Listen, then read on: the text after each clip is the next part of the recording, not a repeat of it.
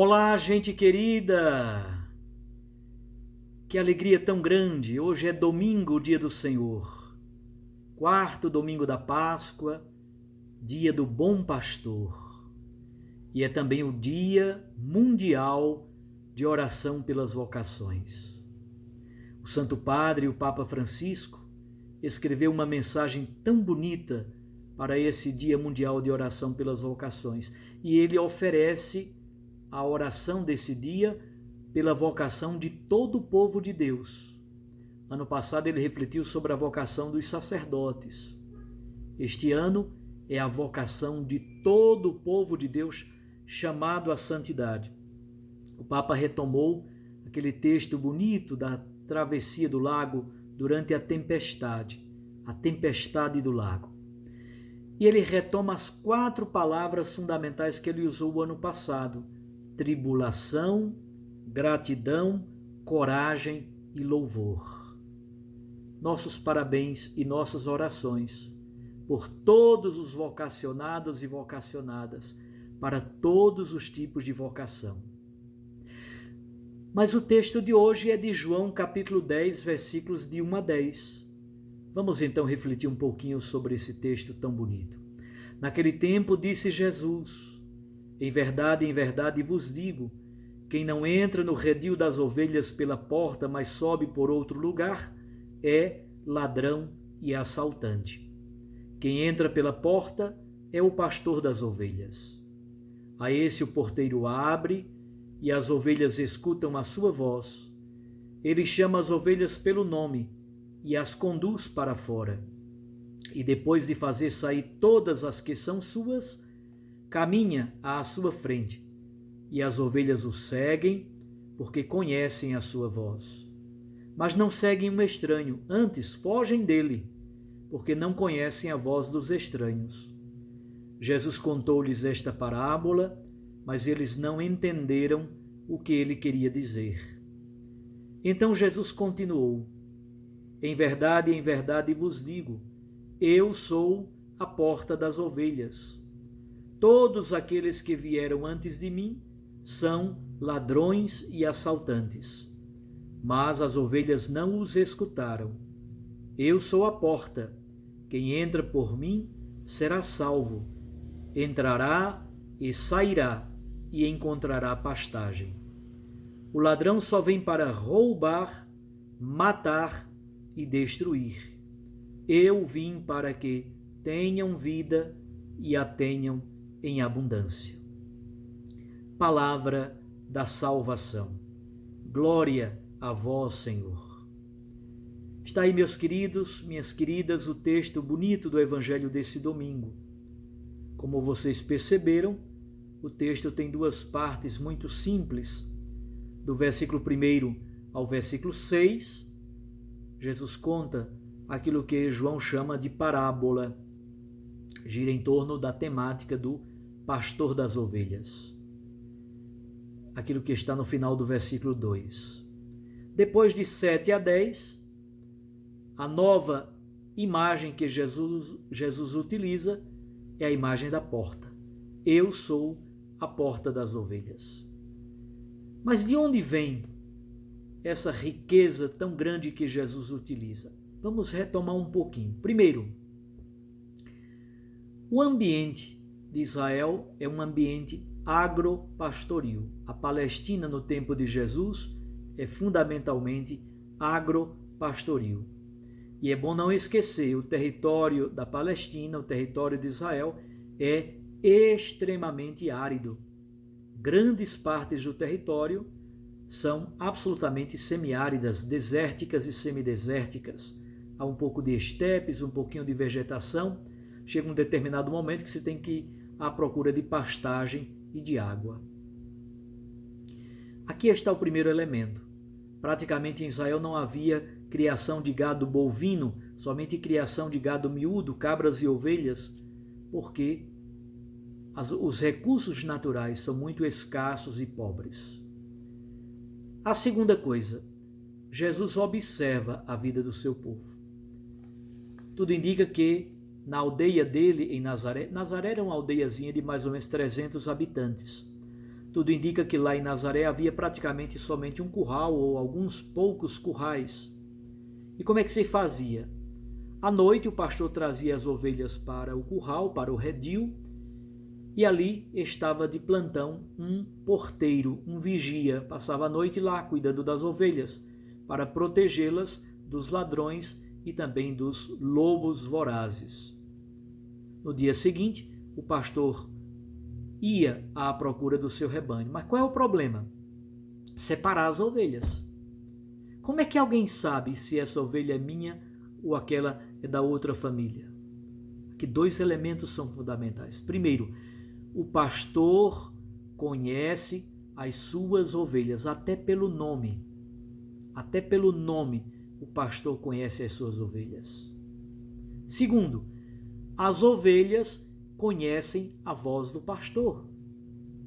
É por isso que no dia seguinte de manhã, o pastor chama as ovelhas pelo nome, as ovelhas ouvem a voz do pastor, conhecem a voz do pastor e só saem pela porta as ovelhas que são daquela família, daquele pastor.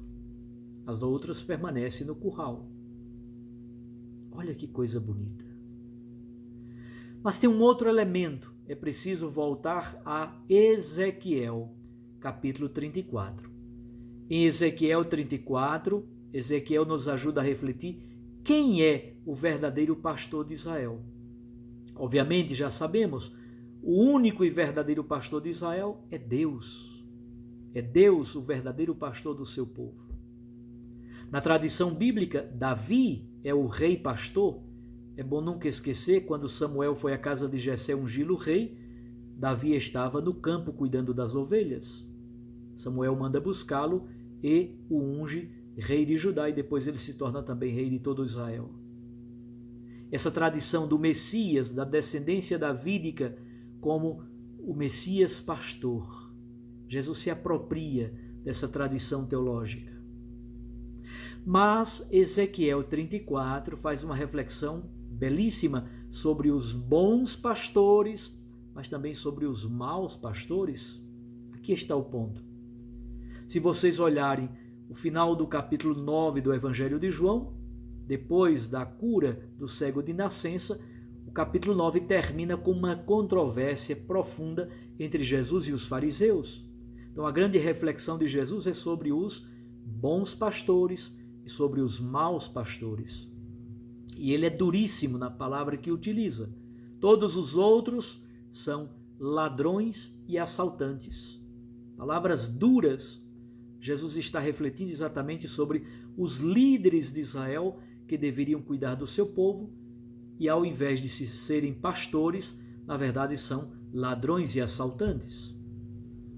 O profeta Miqueias utiliza uma imagem forte. Aliás, quase todos os profetas, os pastores que se apropriam do rebanho, esfolam as ovelhas, arrancam o couro, quebram os ossos, jogam no caldeirão, ao invés de apacentarem as ovelhas, se apacentam por elas.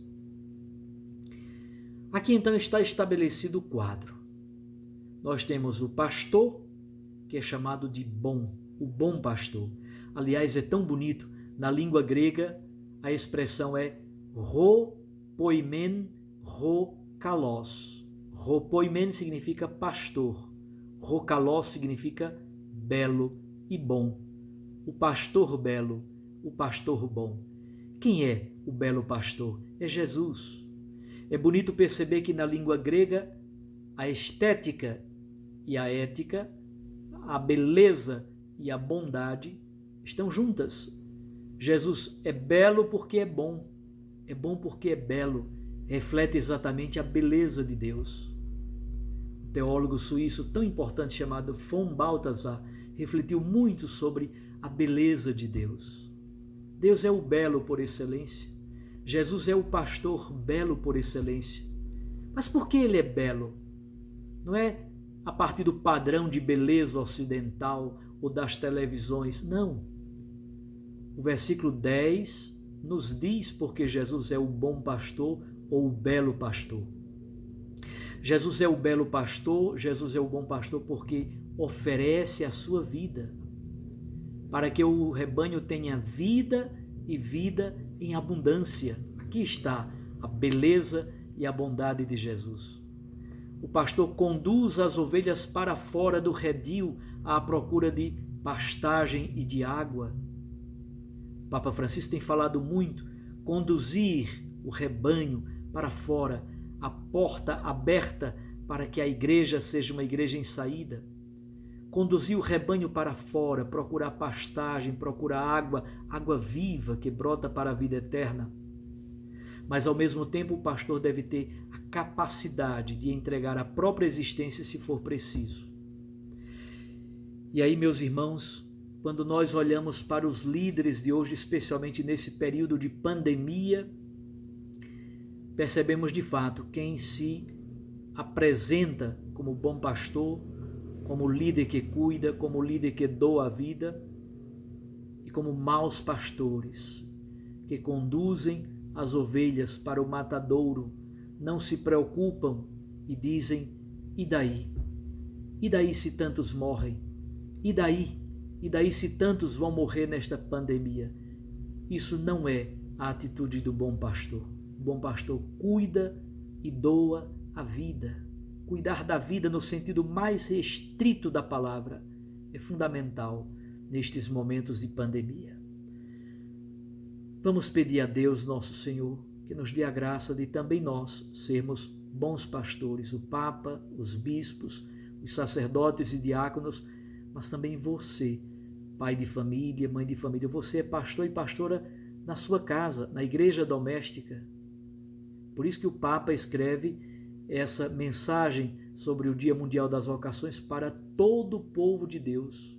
Vocês são pastores e pastoras, que sejam bons pastores para cuidar do rebanho, os professores, as professoras, todos que têm a tarefa de cuidar de gente, comunicadores sociais. Vejam quanto bem um comunicador pode fazer e também quanta destruição ele pode operar por meio dos meios de comunicação social. Que seja um feliz domingo do Bom Pastor para você, uma semana cheia das graças e bênçãos de Deus, uma semana abençoada. E eu os abençoo neste domingo, em nome do Pai, e do Filho, e do Espírito Santo. Amém. Um abraço a você. Feliz domingo do Bom Pastor.